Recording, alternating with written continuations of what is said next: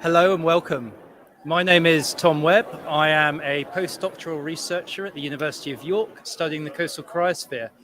Welcome to the Cryosphere Pavilion and this session on extreme weather, sea ice and Arctic warming. We are joined by hubs in Geneva and also in Stockholm. If you have any questions, feel free to ask it in the chat or at your hubs directed to the speaker in the question and answer session. So now let me welcome Walt Meier to the stage. He is from the University of Colorado Boulder and also the National Snow and Ice Data Center. Thank you.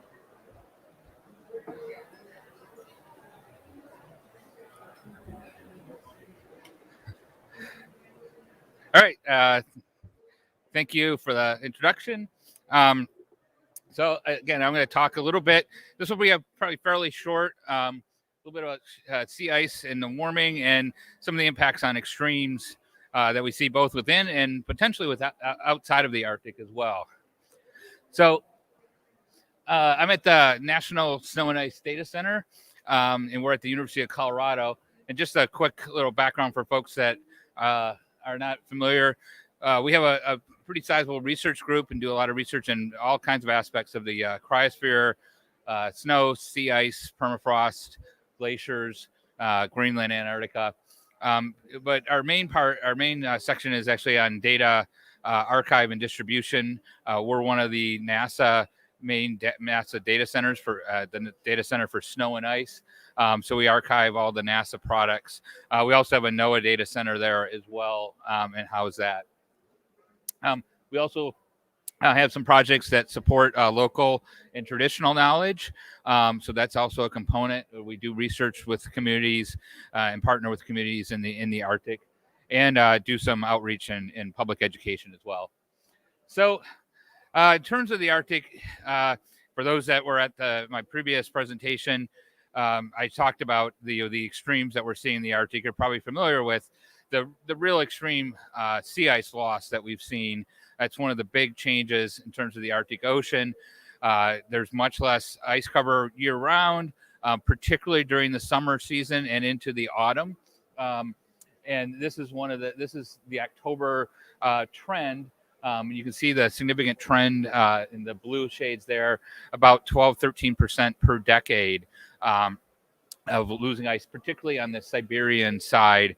And that it leads to more autumn warming. One of the biggest signals we see in the Arctic in terms of the climate is the warming in the autumn, because what happens is you have the ice-free ocean in October into November and even into December now.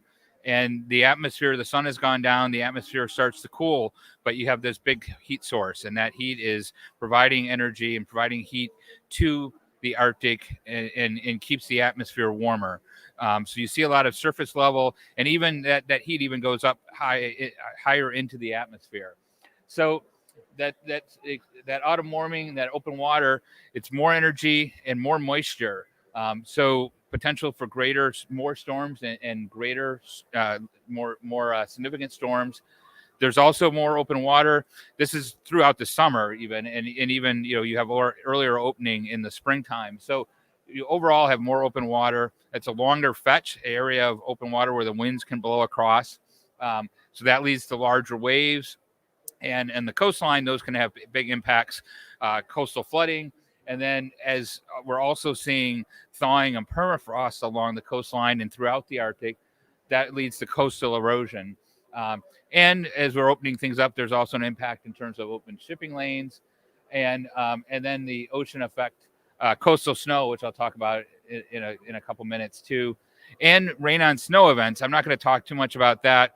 There's a group at NSIDC where I'm at that has a project that is looking at this, led by my colleague, our director, Mark Serez.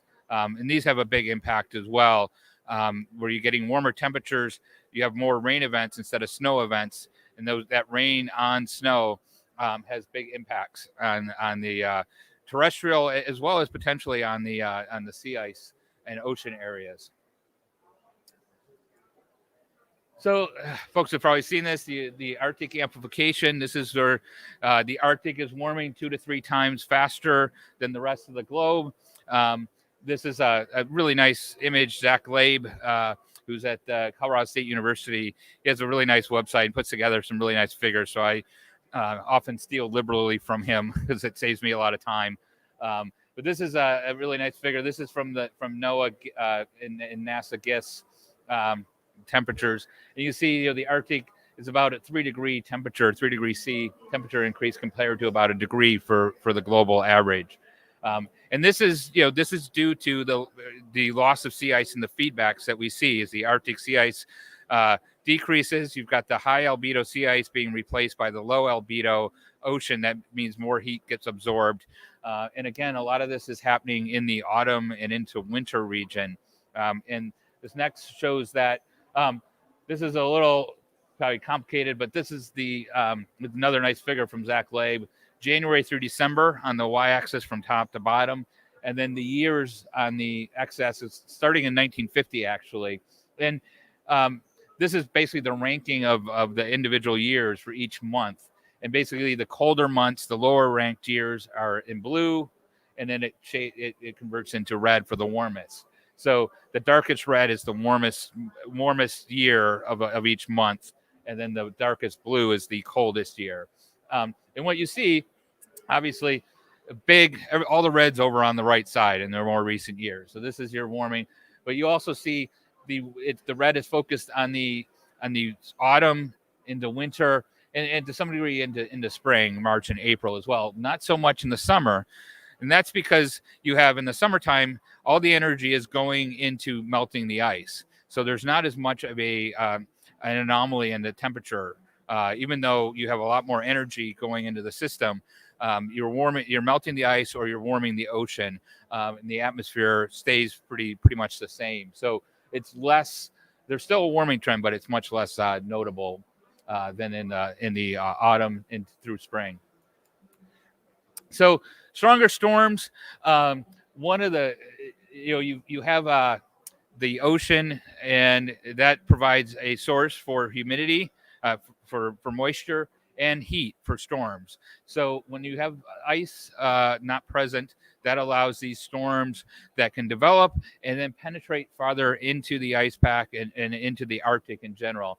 And one of the most notable ones that we had was what we call the Great August Cyclone in 2012. That was a really strong low, below 980 millibar low, so very strong, and it tracked into the Arctic. And one of the things that was notable for at that time was what it did to the sea ice. It tracked in the top is this is University of Bremen sea ice, the concentration. Purple is the highest concentration. I left off a color scale there, but and you can see a bunch of ice in like the Beaufort, Chukchi, East Siberian Sea region there on August 4th. And less than a week later, 5 days later, most of that ice had disappeared. And that's where this cyclone churned across. And basically it brought heat. It churned the waves. It really, it mixed up ocean heat, brought in atmospheric heat. The waves broke up the ice cover and really caused the ice to really, the ice loss to really accelerate. So this was one factor in why the 2012 is our record low sea ice rate, and it still is. Because of that storm. Not the only reason. It was a really warm year, and we had a lot of ice melt anyway. But that was a big factor. And one of the things with that, it hit at the right place and at the right time. August is normally a period when things are starting to freeze up in the high north. You still are melting ice in the around the ice edge. That's mainly due to ocean heat. Actually, at that point, by the time you get to August, the sun is going down. But this was actually, we saw an acceleration in the ice loss in August. So that was really unusual. We haven't seen quite the same thing since then. And that's because we have had storms come through and some pretty strong ones, but they haven't tracked in the right place, in the right direction to cause the rapid ice loss. But what we do see happen is if these storms track over open water towards the coastline, then you have potential impacts. And again, it depends where they track and when. But there's been several cases of some pretty extreme coastal erosion with these northern communities along the coast. The most famous one is Shishmaref, Alaska. And it's gotten a lot of notice. You probably have heard about it because they actually have, they've started to lose buildings, roads have been washed away. It's right on the coast. It's on a little spit of land, of island there, right on the coast, and it's built mostly on soil above permafrost, and the permafrost is thawing, so you have that collapsing soil, and they've actually started to move buildings inland, back over to the mainland, even because of this, because they're potentially gonna lose the whole town at some point.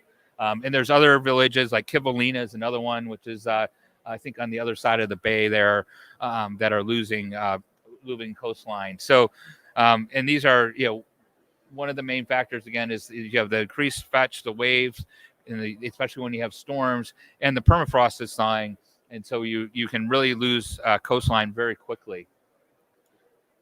Another aspect that's it kind of relates back to the issues in the last session and concerns in the last session.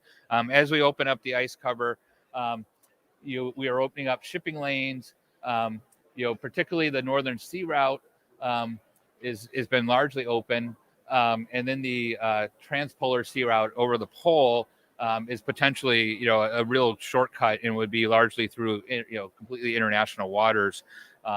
And then there's the Northwest Passage, which still has a lot of issues and will continue because of the thicker ice there in the narrow and shallow channels.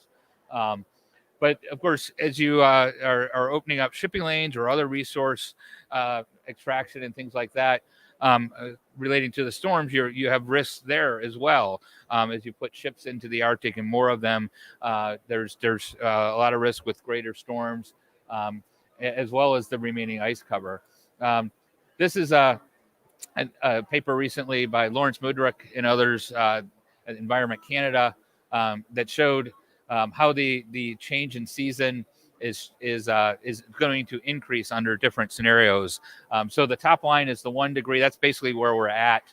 And the not ice strengthened is on the left column, and then the 3 on the right are ice strengthened at various strengths. So the weakest to the largest or most strongest, and then the blue shades are the additional strength over what you get from the current not ice strengthened.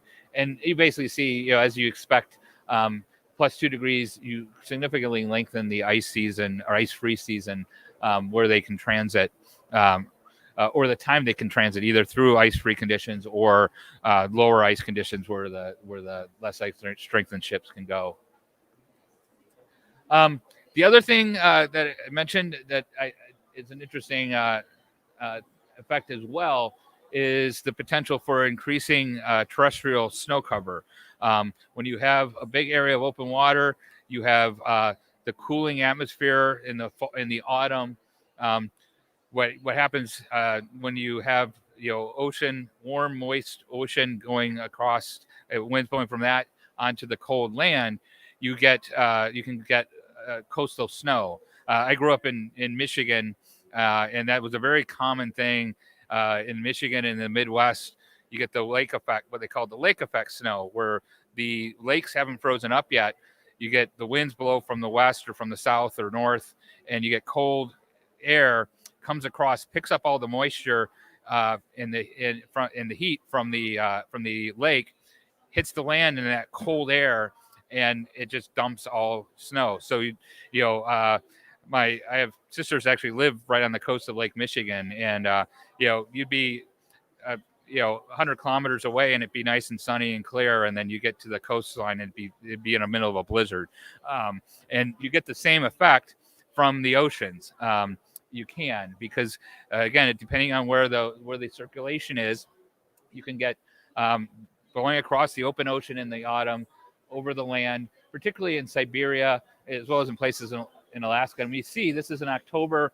This is from the Rutgers Global Snow Lab, where they're mapping the overall snow extent and anomalies. So this is the anomaly of the total extent in October. And you can actually see there is a pretty clear increasing trend over the last 20 plus years or so, 25 years or so.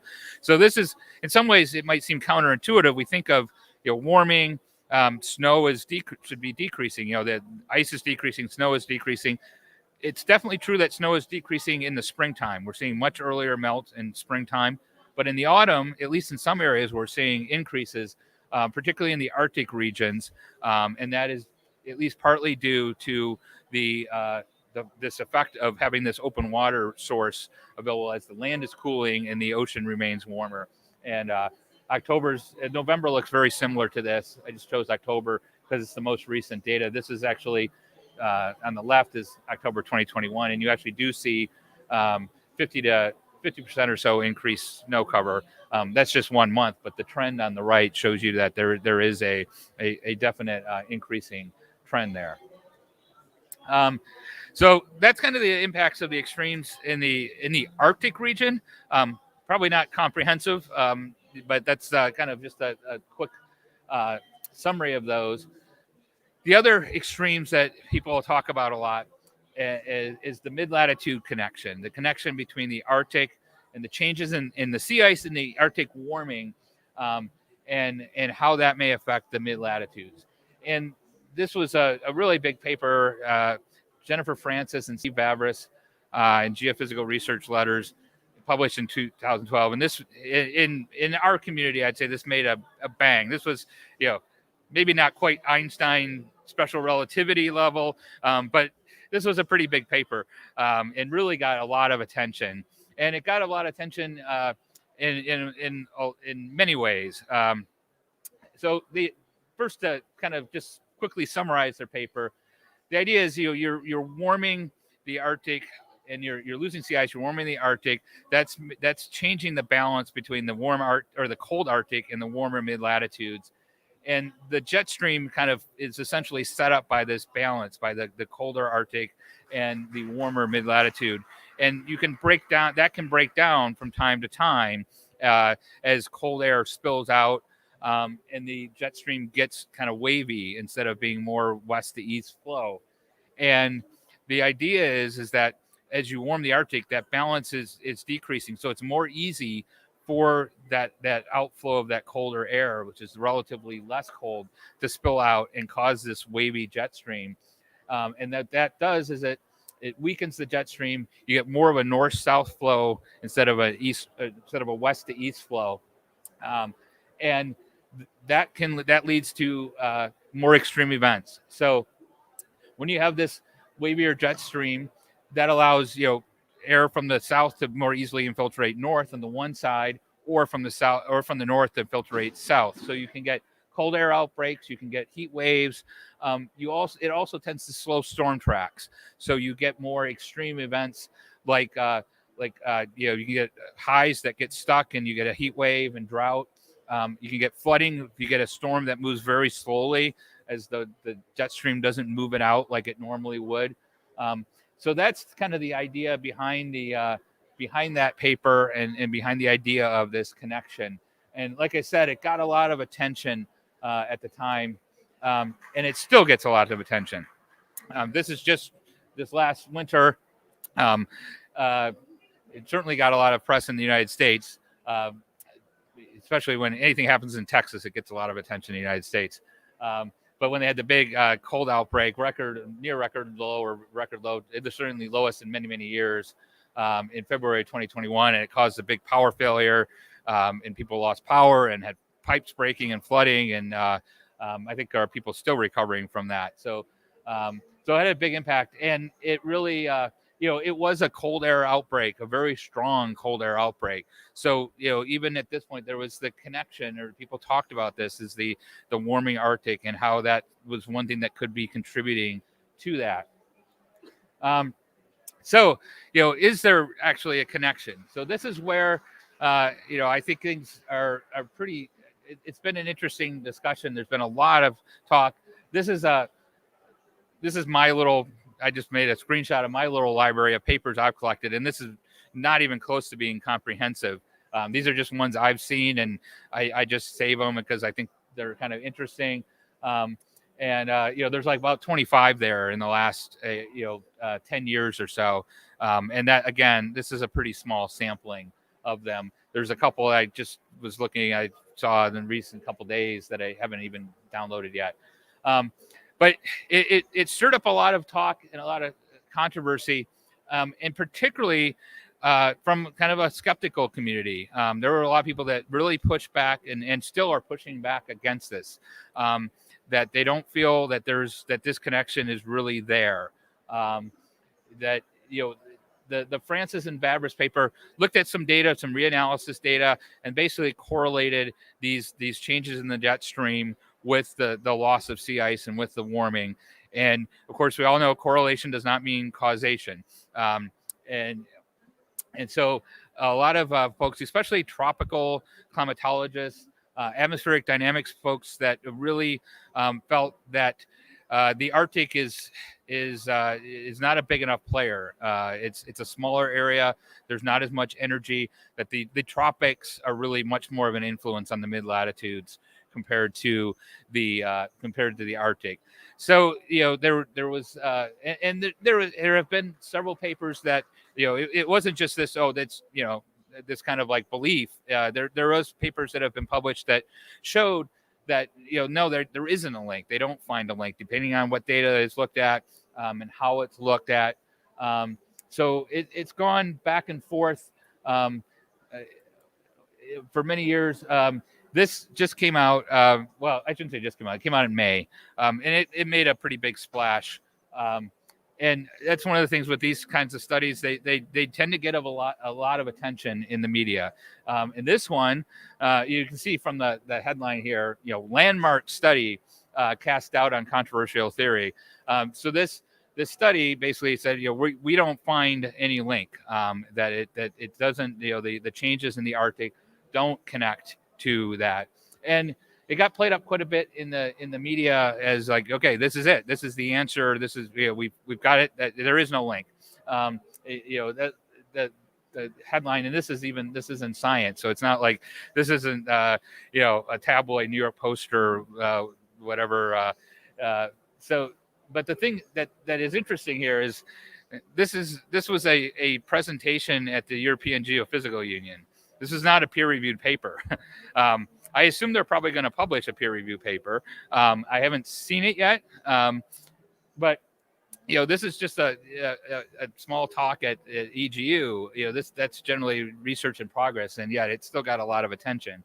And then but nonetheless, this just came out in September, Judah Cohen's one of the folks that have been pretty big into the research and have found some links between the variability in especially in extreme winters.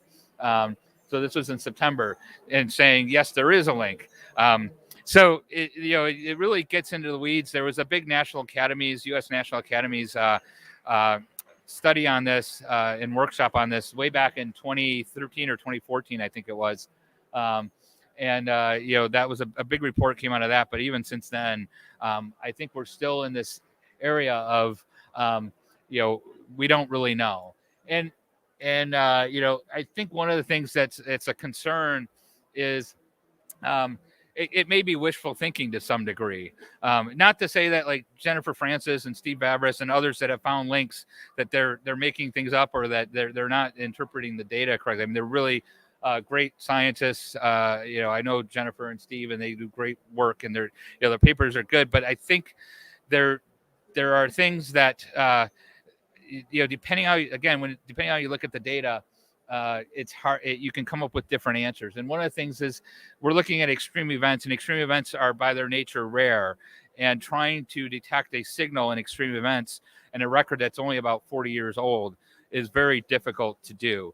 If you've got something that happens only once in a century and it starts to happen and you've changed things so now it happens once every 50 years, well, do you actually see that in a 40-year record? There are other ways to do kind of attribution and so forth, and people have started to do that. But it's still, I think, too short to really detect it. And again, there's this temptation, I think, in wishful thinking to try to make that connection. And as a scientist, I think we have to always be careful about that. One of the questions, as someone who works in the Arctic, give presentations, especially for sea ice, people in Europe, people in the United States, in the lower 48 United States will say, well, what does this mean for me? And, for Greenland, Antarctica, ice sheet, sea level rise, you can make a connection. For sea ice, it can be hard to do. You can talk about how sea ice is a bellwether. The changes that are happening to sea ice are going to happen to the rest of the globe later. But there's that temptation or desire to really want to say, no, the sea ice loss is going to affect you directly. And so this mid-latitude teleconnection is a great thing to make that connection, to say that big snowstorm you had or that big heat wave, that was due to the sea ice or partly due to the sea ice or the Arctic warming. But it's hard to say if that data is really there yet. But I caveat that also with, you're taking an area roughly the size of Western Europe, the Arctic Ocean, and you're changing it from almost completely ice covered year round to being almost seasonally ice free at least during the summertime. That's changing the albedo from 0.7, 0.8 to 0.1. That's a huge change over a big area. And I just don't think you can make that big of a change without having some effect outside of the Arctic. And I think as the changes continue to occur, and as we get a longer record, I think we will start to see some signal outside of the noise. And this has been mentioned many times before. What happens in the Arctic doesn't stay in the Arctic. I do think that is true. And so I think I'll end it here. I want to thank Pam Pearson and the International Cryosphere Climate Initiative for inviting me to be here and for the support. And happy to take any questions or open it up to discussion, particularly discussion. Thank you. So thank you very much, Walt. I want to know, does anyone have any questions online or on the floor? Does anyone have any questions for Walt?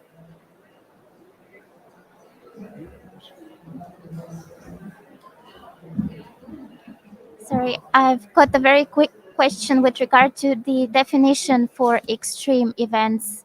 How can we define them in a way that would not cause questions and concerns from climate deniers specifically? Because, that's something that they use a lot. Yeah. Very good question. And I didn't actually define extreme events because, I think in a lot of ways, and like it's talked about, it's a little bit squishy in terms of, extreme being something that has a big impact that's rare. You could use statistics. Something that's a 3 sigma event would be an extreme event, for example, or even high, even higher. So that would be one way to define it, using a base period, storm frequencies or something like that, and looking at the deviation from that. If you start getting, out of beyond 3 sigma, that's something that seems, really rare, that's outside, or even 2 sigma. You could consider 2 sigma is kind of the 95% range. So that would, you'd be in the 5% range. So that's one way of quantifying it. I'm sure people have specific ways of, I know that people have specific ways of doing it, but I didn't define it specifically. But I think that's a good point. Definitely.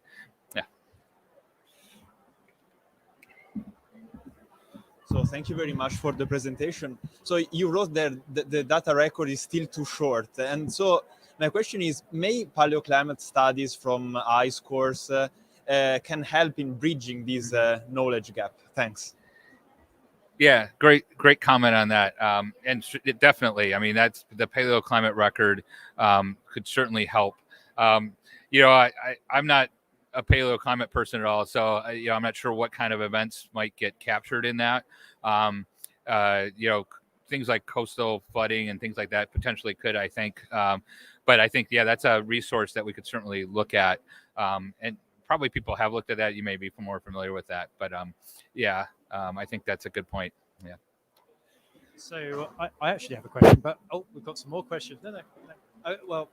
So one thing I was just wondering about, just off the back of that question, was the resolution of the data that you've been using to look at these effects. I assume it's fairly coarse resolution to cover the whole of the Arctic, and I was just wondering, as techniques get more and more advanced and we're able to simulate down to higher and higher resolution, maybe pick up some high resolution convection, for example, do you think that the amount of extreme weather events that we pick up and the frequency, do you think it will change in these studies? Yeah, good question. It certainly could. The reanalysis data that's used for the atmospheric variables is like basically 1 degree, and of course the thing there is that it's reanalysis is using models and integrating in observations, and in the Arctic, observations tends to be fairly sparse in terms of observations, particularly over the Arctic Ocean. Especially you get anywhere before like 1979 or so. Before there's been buoys since then that fill in some of the Arctic, and there's been more coastal stations. You have a pretty coarse set of data that's going into that, and you're not going to capture some of these smaller events that can occur. And so I think, if we get to better data, finer data, where we have more data and then finer scale modeling, the models are getting higher resolution. Sea ice models we can get down to 10 kilometers for some models.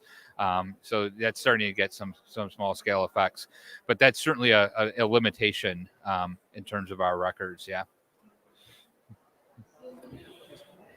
I think there's 2 more questions. There's you. Thank you, Walt, for a very nice presentation, a highly interesting presentation. Rolf from AMAP. And your conclusion kind of reached the same as we do in our latest report on the teleconnection chapter. And I think how you ended it here, talking about picking up like an extreme signal by retrospective data is impossible, as you say. But I was wondering, and I would like you just to speculate a bit, like if we kind of agree upon, it's very hard to pick up a signal of an extreme event or like a change in extreme events because due to their nature. Would it be any other part of the processes or mechanisms when it comes to this sea ice, air, fluxes of energy and possible talent connections? Are there any mechanisms or processes that are particularly good candidates to look into to try to find this kind of connectedness between Arctic and low latitudes? Yeah, good question. I'm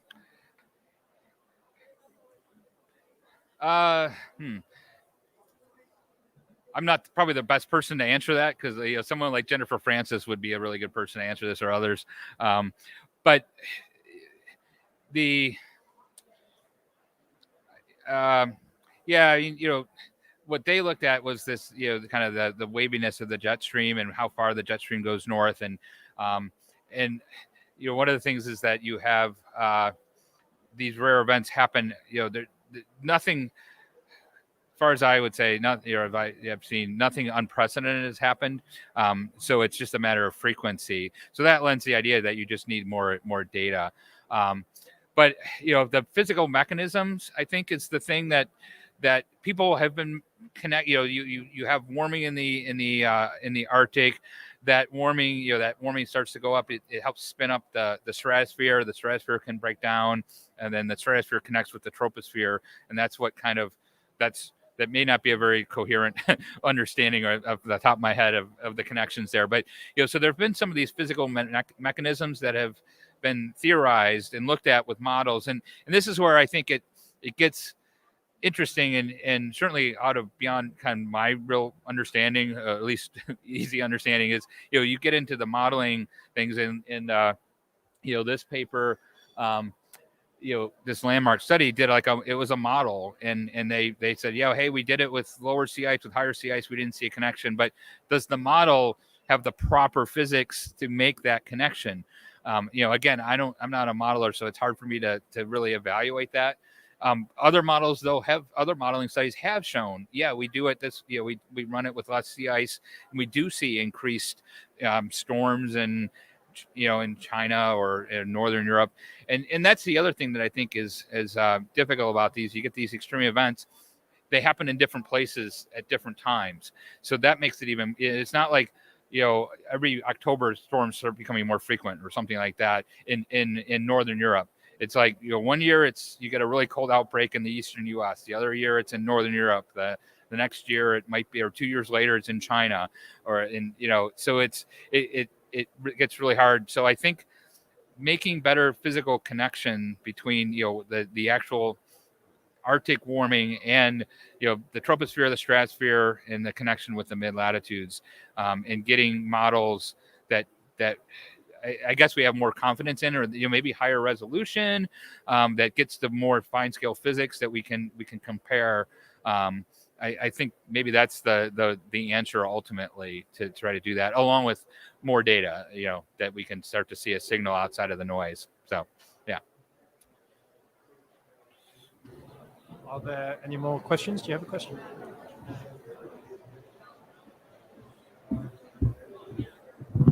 Thanks. You'll have to indulge me for a second as a complete non-specialist. So just to understand, unpack a little bit. So this paper or this presentation was saying that's not the cause. What is it saying is the cause?